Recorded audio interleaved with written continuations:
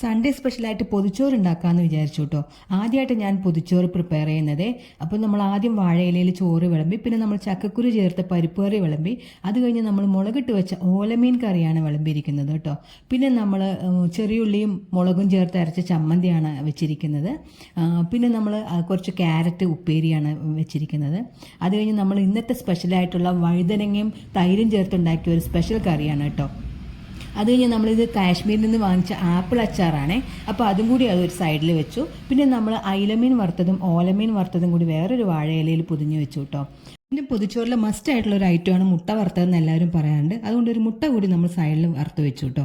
അങ്ങനെ എല്ലാവർക്കുള്ള പൊതി തയ്യാറാക്കി. ഞാൻ പൊതിഞ്ഞത് കൊണ്ട് അത്ര ഫിനിഷിംഗ് ഒന്നും ആയിട്ടുണ്ടായിരുന്നില്ല. പിന്നെ ആദ്യമായിട്ട് ഇക്കാനെയാണ് ടേസ്റ്റ് ചെയ്യാനായിട്ട് വിളിച്ചത് കേട്ടോ. അപ്പോൾ ഇക്ക ഫുഡെല്ലാം തുറന്ന് നോക്കുന്നുണ്ട്. ഫുഡ് കഴിക്കാൻ തുടങ്ങിയതും പെട്ടെന്ന് എക്സ്പ്രഷൻ ഇട്ടു കേട്ടോ. വീഡിയോ പെട്ടെന്ന് ഓഫ് ചെയ്ത് പോകാൻ വേണ്ടിയിട്ടാണെന്ന് തോന്നുന്നു.